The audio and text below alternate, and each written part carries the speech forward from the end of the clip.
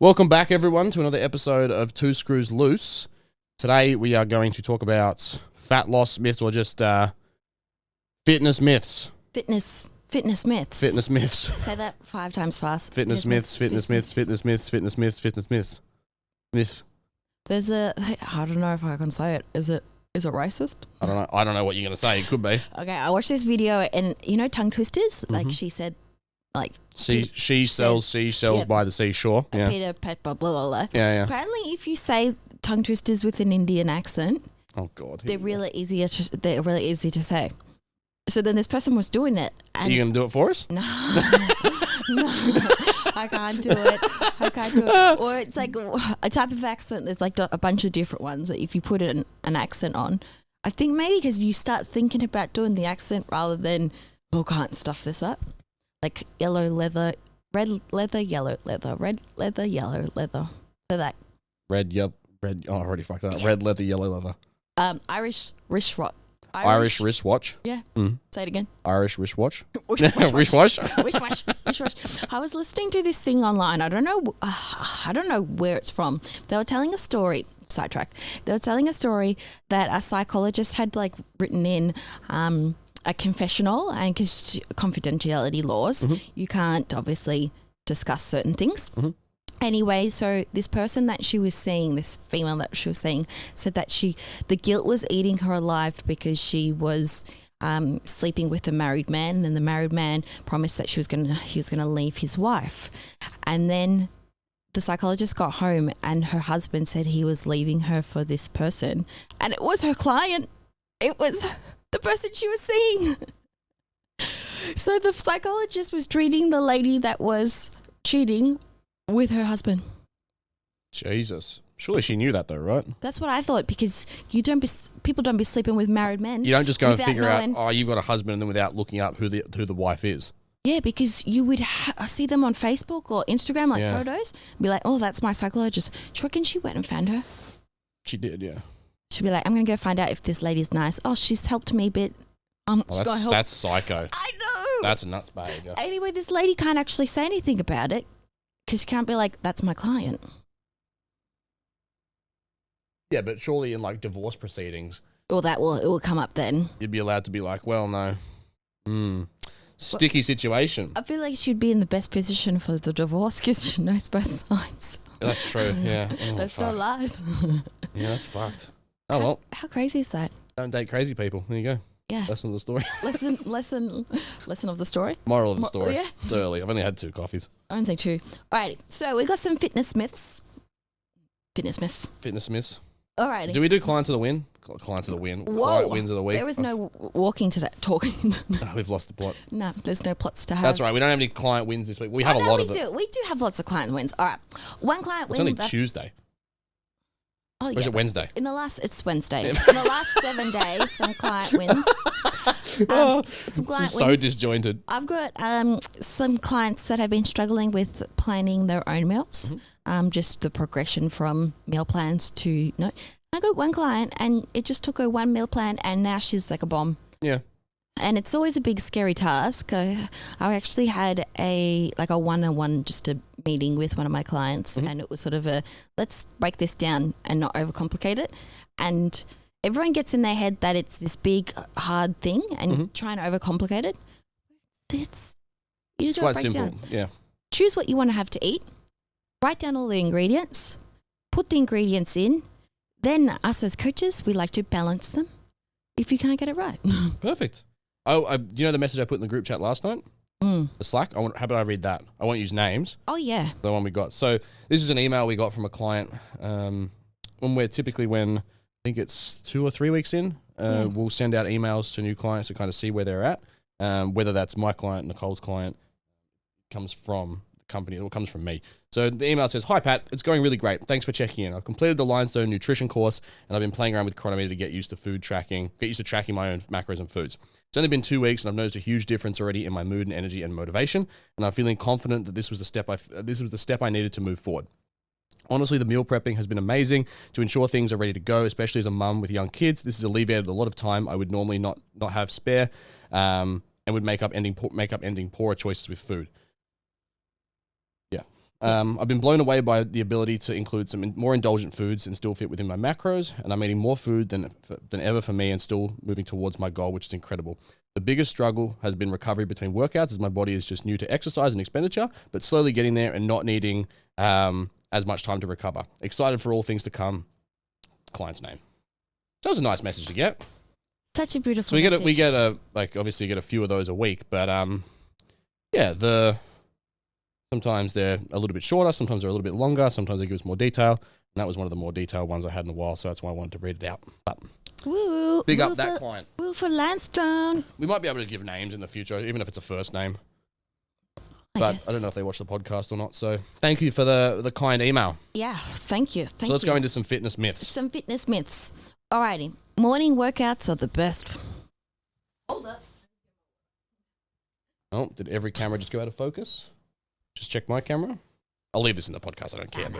Just, I need some water. Morning workouts, the best workouts. That's the No, I fitness hate myth. them Why do you hate them? because I'm not a morning person. That's why I hate them. The scientific reason to why I hate them. Ooh!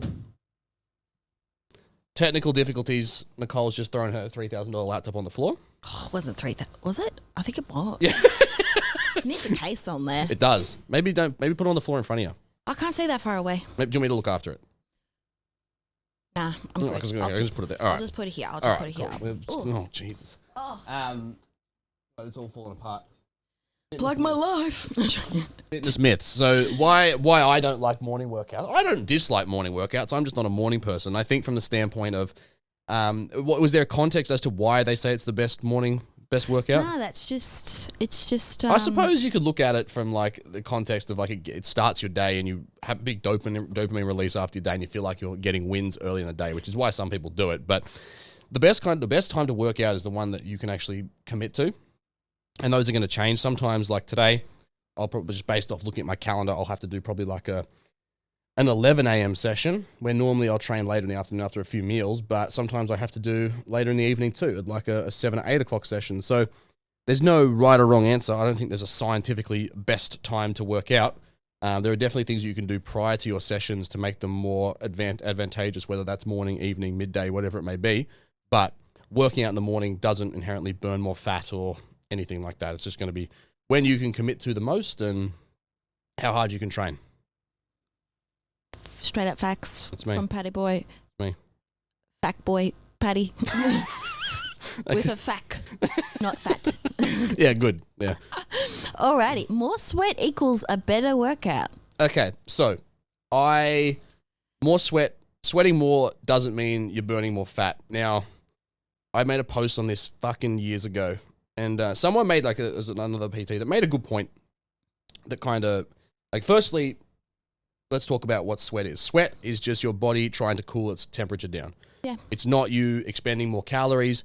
But the PT that made the argument against what I was saying, which factually what I said was correct.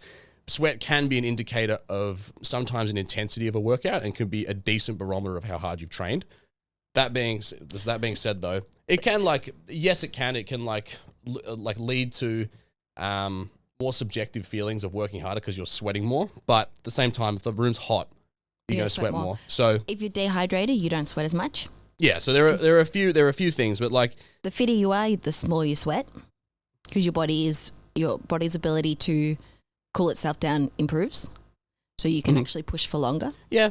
I still think for but it's not a way to track whether you've had a good workout. If you're training in sort of a cold gym because it's in winter compared to when it's hot in here. You're already starting to sweat before you started. Doesn't mean that you're like, oh, I'm burning more calories. No, it's not a good margin to test whether you burnt more calories or not. But I think it can be used in a sense that I think it can be an indicator that sometimes you've pushed hard in a session because I like sweating after a workout. I subjectively feel better leaving after if I've sweat more than if I haven't. So yeah, in the subjective sense, yes, it probably could be used to gauge whether you've actually pushed hard in a session because if you train at a normal, say all circumstances are the same, all environments are the same, I know when I train harder, I sweat more. Well, yeah, I know that when I'm training legs, I sweat more than I train upper body. Yeah. Just because I'm using more muscle groups. Yeah, well, it's a nice feeling leaving sweaty. So I don't actually sweat too much though. Will and I were talking about this last night. When I was Googling this, I was like, looking up sweat and why people sweat more than other people. I was just looking up different factors. And there are people that don't sweat as much. I struggle to regulate my body temperature. So when I get hot, I really struggle to cool down, and I'm really prone to heat stroke. And there's this thing where people who naturally sweat less, that's what happens. And I was like, because even, like, I don't sweat a great deal. I'm like, why? You know what? I said a bunch of things. It was like, do you have type 2 diabetes? I was like, no. And they're like, are you unfit? I was like, don't think so. Even when I've been on runs, I was like, I don't even sweat that much. I've got some clients like that. I sweat profusely no matter what I do. But Will said he doesn't sweat, and I was like, oh, really? I don't sweat much. And I was like, and you always like your back is wet when you come home from the gym. Yeah, maybe not like profusely sweat, but just for the clip. Sweat does not mean sweat doesn't mean that you've trained. You've burnt more calories. Yes, sweating as a barometer for a workout to say that you've burnt more calories is not true. All sweating is your body trying to cool itself down. So don't use it as a tool to say, yes, I've burnt more calories because I've sweat more in a session. There you go. There's the clip. Thanks. Yeah. Because also, have you ever done like Bikram yoga? No, you haven't. I have not done Bikram yoga is yoga in a hot room. You're going to be sweating no matter what. Yeah. Well, you don't burn calories sitting in a sauna. Well, the thing is also, you walking in the snow, you're burning more calories than you walking in the hot day. Your body's just working harder to keep warm. Yes. And for those that take it out of context, yes, you do burn calories sitting in a sauna, but not the amount because you're sweating. Yeah, just because you're doing things. That's it. Alrighty. Myth busted. Mythbusters. That's what this is called. Oh yeah. Alrighty. You can turn fat into muscle. No. I used to think that. Really? Many years ago when I was 16, I used to think that if I did high reps, I would turn fat into muscle. Two separate things. Muscle tissue takes energy to preserve and build. Fat is just stored energy. So you cannot convert or fat into muscle tissue or muscle tissue into fat. They're not the same thing. They're two separate things. You burn fat as stored energy and you build muscle as a response to stress. So 98% of health and fitness professionals were surveyed. And they were unsure of the answer, or most of them believed that you could, which is fucking, that shows the level of certificates that get handed out. You find them in fucking cereal boxes. So a lot of them believe that fat cells are transformed into muscle cells, or that fat cells you leave the body via the colon. I asked Will last night. I was like, the what? Your digestive system. You shit them breathe out. it out. Yeah, but Will was not aware, and he goes, I was like, you don't sweat them out. He goes, I just thought you might poop them out. Where am I? I said, majority of it is turned into carbon dioxide and water, and you breathe it out. And he goes, so technically, if I'm breathing more at the gym, am I burning more calories? And I said, no, it doesn't work like that. I wish I'd be, otherwise, yeah. I'd be like, I'd just try and hyperventilate all the time. People that talk lots should really, Yeah, that's true. Yeah, no, so they're used as energy stores. Well, body fat is stored energy, so once being in the deficit, you start to tap into fat stores that you have, body fat stores, and you use those as energy to break down, to make up that deficit. So that's why also you get hungry too, because you're not consuming 300 calories worth of food, you're using the extra 300 calories worth of body fat to make up your maintenance. There you go. So fat doesn't get turned into muscle, and muscle doesn't get turned into fat. They're two different things. Yeah. I'm surprised 98% of fitness professionals. I know. That's all. But then what's maybe I could actually believe it because there's some idiots out there. Alrighty, our favourite one. Lifting weights will make you bulky. All right. I wish. Yeah, well, the thing is, like, I've been lifting weights for 10 years and I'm not bulky enough. Yeah. Apparently, lots of people believe that, lots of females believe that's going to make you bulky, which then hinders their mentality to become faster, fitter, stronger. Yeah. Like, I don't want to lift weights. Women do not have enough testosterone to actually get bulky. Most of you steroids. will not. I'll tell you what, the intensity that most people train with weights, they're not going to build adequate amounts of muscle tissue. But even with women even doing that, it's like we're kind of lacking in that department. It's all going to be relative. And relative growth to men, you're going to grow at a slower rate, but at the same time. But if everyone got bulky lifting weights, a lot of people would be a lot bigger in the gym. Correct. Yeah, everyone would be walking. If it was so easy to get big and bulky, everyone would be walking around absolutely jacked. But I would say maybe, I don't know the statistic, but if you lined up 10 people, I reckon maybe like 2 of them would go to the gym and 1 of them would be in good shape. The rest would all just be average, which is nothing wrong with being average looking.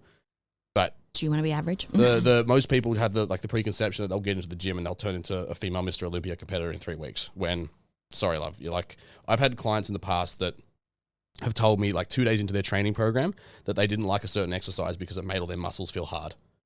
And it's like, you did 5-6 kilo leg extensions. Like the amount of stimulus that would provide, like the amount of even like stimulus to your muscle there would be absolutely nothing. Like, you're not growing. You're not getting bulky after 2 sessions in the gym. Well, you like look at people that have worked hard to grow glutes, and it's taken like 2-3 years. Yeah, and they actually use heavy weight. Yeah, as opposed and they've eaten a whole lot of food. They've gotten uncomfortable in the weights they lift, the food, the amount they have to eat, the body composition they've got to. And it's not 6 weeks. It's years. You can drop weight real quick.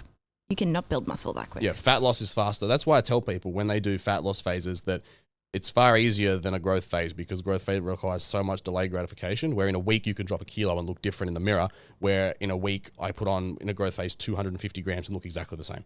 And I do that for 6 months. Yeah. And I put on 5 kilos and I look bigger, but if I'd lost the 5... Exactly. If I'd lost the 5 kilos, I'd look so much different. Yeah, 100%. All right. It's best to work out on an empty stomach. Yes and no. I think you're going to perform better like training fed, even if it's some kind of like fast-acting carbohydrate like a cyclic dextrin or a Gatorade powder or even a banana first thing in the morning. Because some people can't handle food first thing in the morning. Well, and this is where it's the study had come in ages ago. Cardio is always pushed best to do fasted, like cardio workouts. For a long time, it was pushed that, cardio, fast. We'll talk about that in a minute. It's better to do on an empty stomach. But any form of carbohydrates, your body is going to perform a lot better because it needs quick-acting energy. Correct. So, like, you can still get away training fasted. I've got clients that train fasted. I've trained fasted in the morning. Like, it is what it is. You definitely feel the difference, though. Yeah, you do. Like, I don't expect, like, clients, if they're training at 4:30 in the morning, 5 o'clock in the morning, trying to eat a big meal before you train is hard. Oh, no. Sometimes I just shot a maple syrup. Yeah, it's honey, something like that. Something fast-acting just to give you, like, a little bit of honey. Pep in your step while you train. You perform way better. You'll get more out of your sessions and you won't leave feeling like super bloated or anything like that. You won't feel like, I've eaten so much food that I feel sick. Where I'm the kind of person that if I get up at 5 in the morning, I have to eat. I'm hungry during the morning, so I have to eat before I train. I try and get 2 meals deep. But is fasted cardio the next myth, or is that in this too? That's just in this one. That's in this one? Cool. So when we look at fasted cardio, especially for someone that's natural, that's not using any kind of performance-enhancing drugs, pointless. You're not going to burn any more fat from it. We look at when you wake up, like you'll tap into fat stores first. Like you're going to have glycogen and carbs stored in your muscle tissue anyway, so you're going to use those and you're going to burn through those. Then maybe you might get into fats, but realistically, the best time to do it is whenever you can do it. If you are using PEDs or any kind of like lipolytic, then it has its benefit, but most people that listen to this aren't using that, so not going to worry about it. But for someone that's natural, if you do it fasted, if you enjoy doing it fasted, sure. But if you're going to feel a whole lot different. Yeah, it's not gonna. It might be like a 1% different. Yeah. In terms of progress, but the 1%, you losing 1 kilo, 1.1 kilos. Oh no, I'm just sort of talking about how you feel. How you feel with a little bit more energy. Because every single client that all my morning people, I've just started trying this tiniest bit of carbs in the morning because they're like, I can't stomach anything. I'm like, I totally get it. Some of them will have just half a piece of toast with some honey. Some of them are just shot in honey at the moment. Yeah. And they're like, I am feeling, and it could be just mentality wise, but they're feeling like they've got that tiny little bit more energy in the morning. Yeah, definitely. Yeah. Like even if you're drinking water, like you should be drinking at least a liter when you get up, something that I'm guilty of not doing. If you're doing that prior to training, put 30 grams of carb powder in there, or even 15 grams, whatever your calories allow for. I try and do when I'm in a growth phase and I'm trying to train, I'm putting 30 grams of cyclic dextrin in my water while I train. So then I've got an intra workout carb supply. But even pre-training, if I'm training first thing in the morning, I'll have a meal, and then on the way to the gym, I'll sip on cyclic dextrin or some kind of Gatorade powder. But yeah, fasted cardio, If you want to do it, do it. If you don't, but it's not going to be or end or make or break progress whether you burn more fat or not. The best time to do it is when you can commit to doing it. And if that's in the evening after you've trained and you've eaten 3 meals, then sure, do it. But first thing in the morning, if you just want to get up and get it done before you have to eat and you just end up doing it fasted, then you're not going to burn any more fat. It is what it is. It's just the exact same, really. Cool? Yeah. What's next?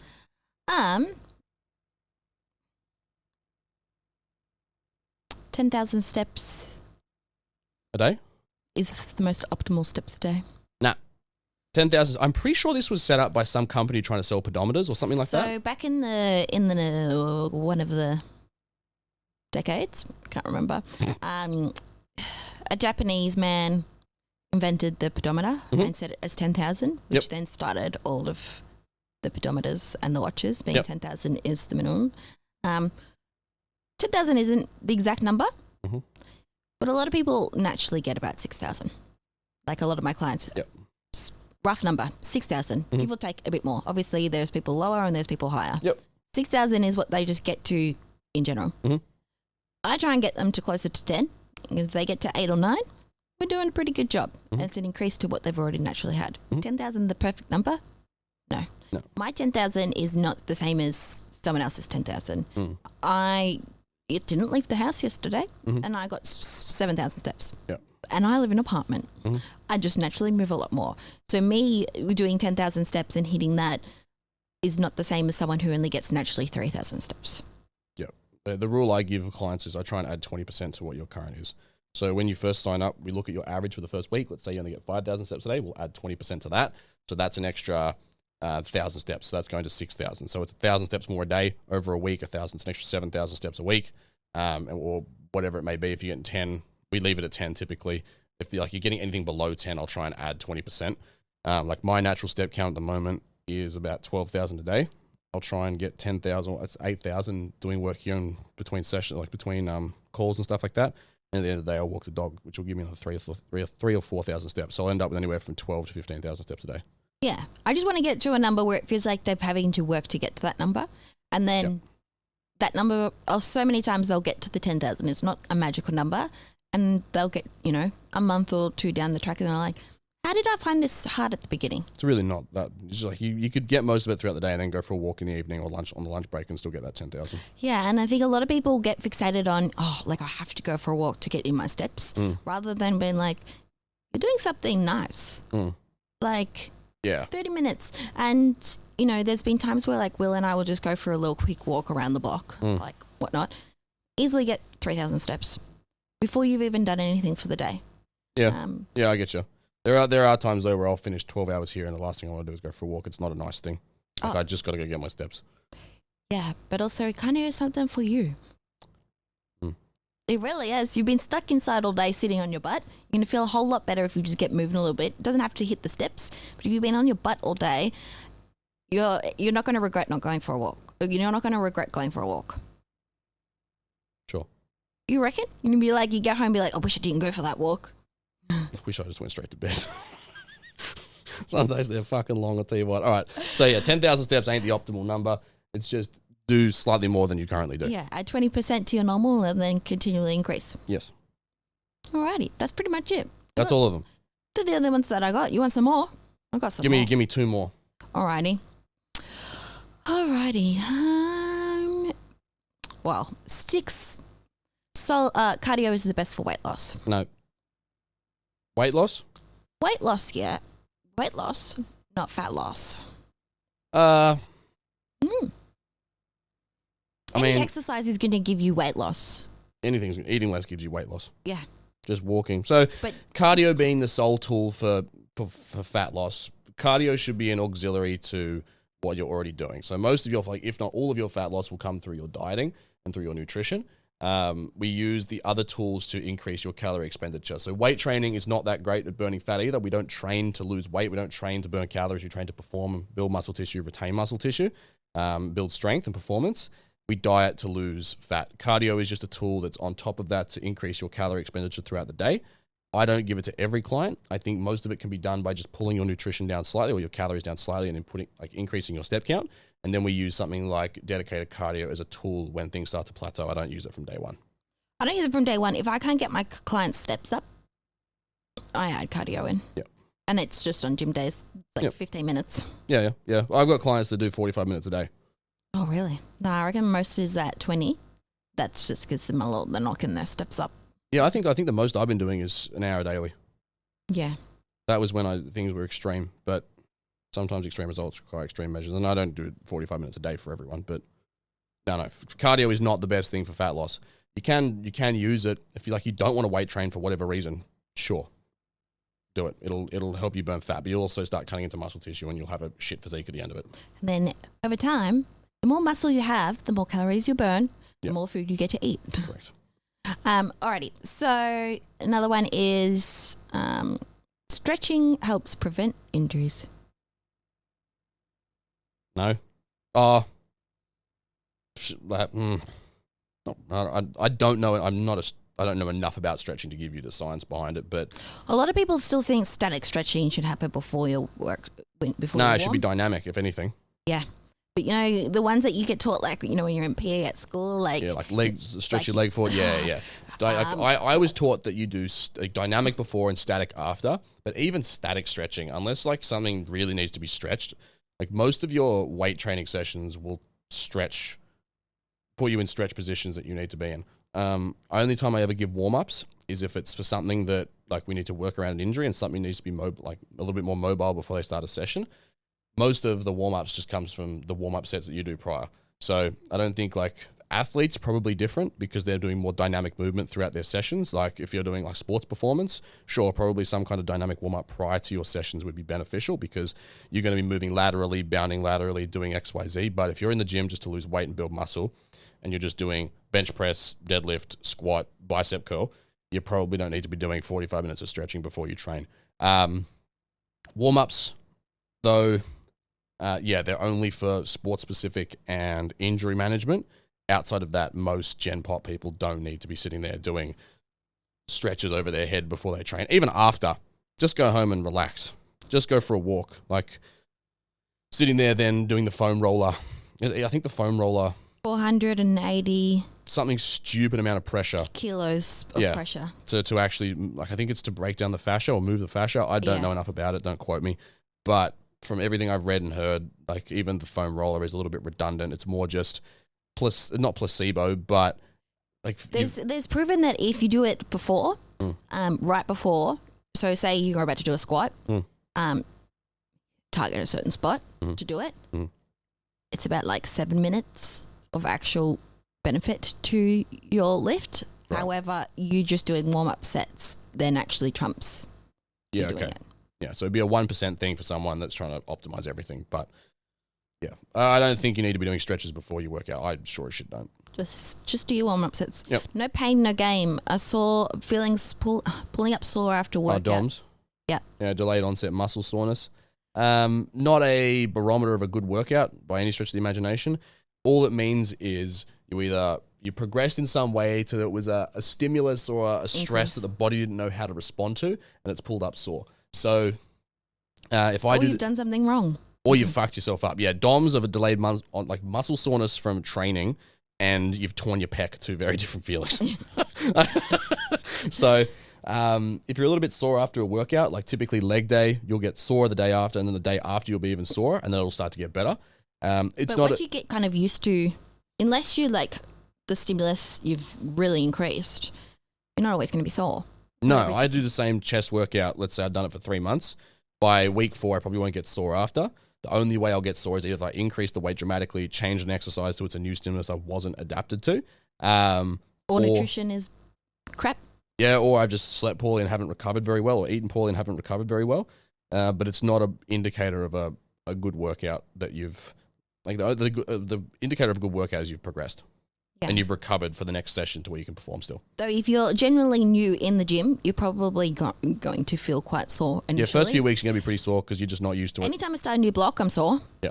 Or if I've had a week off, I'm sore. Yeah. But if you've been doing pretty consistently, I'll have clients be like, oh, I'm not sore. It's week 6 of their program.